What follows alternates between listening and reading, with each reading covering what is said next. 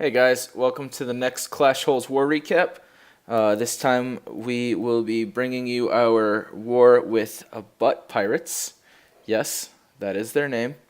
As you can see, we won 41 to 38. This war was actually kind of came down to the wire. It all rested on the last couple of attacks. As you can see, but pirates want us to be prepared to be boarded, as said in their description. It's not really the way it worked out for them, but good job to them. They did use almost all their attacks, and they did 3-star almost all of our lower bases, and then they had a little bit of trouble up top. But let's start with the attacks, and we're going to start with Lurker doing a mass dragon attack against their number 11. As you can see, he doesn't do a BBQ attack here.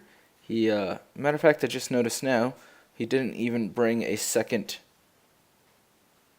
dark spell. He could have had one in his clan castle, and he didn't bring one, which is unfortunate, but doesn't matter. He got the job done. So you can see he just drops in his down in this southeast corner and makes a pretty decent funnel, starts raging them up right before that defending clan castle dragon comes out, and then as soon as that's dealt with, drops in his balloons, who are going to take a straight shot to the core, rages those up, and then they pretty much start taking out all of the air defenses, drops the heal in there to keep those balloons up a little bit longer. And now all 3 air defenses are, this last one's about to go down right here. And now all he's got left is a handful of arch towers, 3, to try to fight off the 6 dragons he has remaining, which will just not be enough. So let's go ahead and fast forward this a little bit. Dragons can be a little bit slow. He does lose a couple over to the right where those 2 archer towers are working together. But once these 4 dragons all make their way to that archer tower, which will happen here in just a moment, they go down pretty quickly, and then just a little bit more cleanup, and that will be that. Nice job, Lurker. Nice 3-star mass dragon attack with 2 rages and a heal, and only 1 dark spell. Bring 2 dark spells next time. Alright, moving on. Next we're going to move up to number 10, which is Kel 80. Also doing a mass dragon attack, but she brings the BBQ variety. She also has a poison, so she instantly does the BBQ on the rightmost air defense, takes a little bit of damage on that left air defense. When you have these 2 air defenses touching each other like this, you can actually drop 3 lightnings right in the center where they touch, and that should take them out. If not, then bring a quake as well, and that'll guarantee it. It really depends on what level your lightning is. She has level 5 lightning, so I'm almost positive that 3 lightnings would have taken out both those air defenses. Definitely 3 lightnings and a quake. I also recommend that when you're bringing a quake for some of these things and you're not sure, go ahead and bring that quake in your clan castle, especially because when you bring a poison, it's generally just to slow down that defending dragon, which any level poison will slow it down enough to give your dragons a definitive advantage.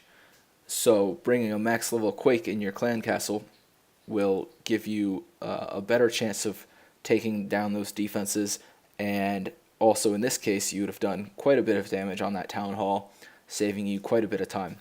Anyways, those balloons are sent in, and I think she was initially planning on having those balloons go towards the core, but because the dragons cleaned up the core so fast, they started going around the outside, which worked out really well, because they completely avoided anything that's going to shoot them out of the sky.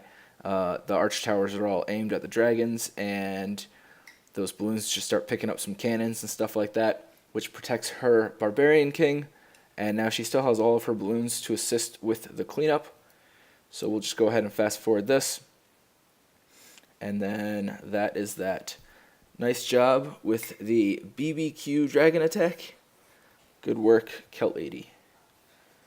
Alright, next one we're going to do is a mass hog attack Little Lumber takes down number 8 using Mass Hogs. Brings double poison, and this is pretty obvious Great Bomb spots, so try to send in a hog to trigger each of these Great Bombs. Gets this one, no problem. This one fails, and that one gets no problem. So at this point, there's just that one Great Bomb to worry about. Not a problem. There's only one. We already triggered 2, so once you start sending your hogs, just make sure you have a heal there, and then that won't be an issue. Go ahead and poison the dragon with the balloon. The balloon goes down. Save that last poison for Larry's at the end. Lure that dragon out and take it down with a couple of wizards. Drop the king to act as a meat shield for those wizards, and then just start hogging in right behind them, a little bit down to the left. I'm going to drop the heals a little bit early, split the heals because the hogs split, and then save that last heal for where that Great Bomb will be. Make sure those guys live all the way to the end. Fortunately, only one hog ran up that way because by the time that triggered, only the heal spell had already worn off. But as you can see, there is a ton of troops left and not very much cleaning to happen. So I know we watched this whole thing in ×2, but just watching the hogs clean house. They actually don't even kill the defending king. So nice 3-star without killing the king. I am sure he appreciated that. Alright, let's move up one, and we're going to watch D37 also do a mass hog attack. So he's going to get the easy clan lure. Actually, he sends his hog over to that wizard, which I think he thought would lure, but it is outside of range, so he's going to have to drop another one. This one will definitely get the lure. As you can see, the dragon, the wizard, and the archer come out. He goes ahead and drops that poison to work on it right there in place. No need to drag that out any further. Just waste time. Let's go ×4. Double poison will take out that dragon, and then he drops his king to shield for his wizards. Drops a small wizard wall to start taking out trash buildings and defense, and then rushes behind them with hogs, which should keep most of those wizards alive so they can start doing cleanup really early as the hogs start ripping through this base. Drops 2 of his heal spells side by side because his hogs split. The north one might have been a touch early, and unfortunately he has to use that last one early because of triggering a Great Bomb. Luckily, his hogs had a pretty decent split, so when he triggered that third Great Bomb, he did not have a heal for them, and they died, but it was just a small group of hogs. So he's got plenty left over to take down these last 2 defenses.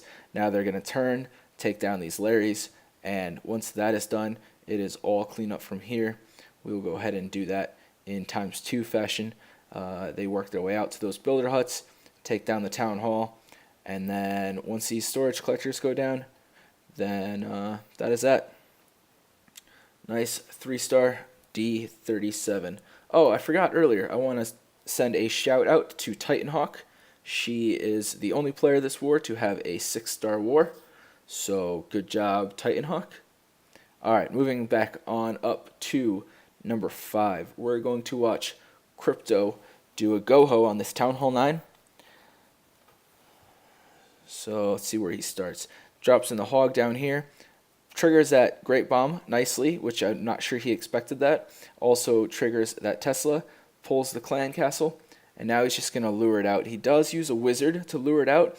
I would have much rather seen him bring a couple of barbs instead of wasting 4 troop spaces just for the lure alone, not to mention all the barbs that are going to die, or excuse me, all the wizards that are going to die trying to fight this dragon off. A handful of barbs here would have done all of that with a lot less troop space, but the wizards do enough damage that that single poison does take down that dragon. Then he drops in his golem and a couple of wall breakers to get inside. Drops in the hero and the clan castle golem, so he's going to have plenty of tanking. Once his king gets a little bit further, it should aggro on to the defending queen. Drops his own queen so she can come up and start taking out those buildings because those golems are taking a ton of damage. Instead of going up and taking out that defending queen, his king decides to just beat on a wall, so that's nice. Starts dropping in his hogs slowly at the top to trigger that great bomb up there, and then tries to trigger this third one over there. Again, they're pretty obvious placements because there's nowhere else in the base big enough to hold a great bomb unless you're going to put it like outside over there or something like that. Starts dropping in his hogs behind his queen, which is good because he's already got a third of that base destroyed. There's not much going to get in the way. Don't have to worry about any great bombs.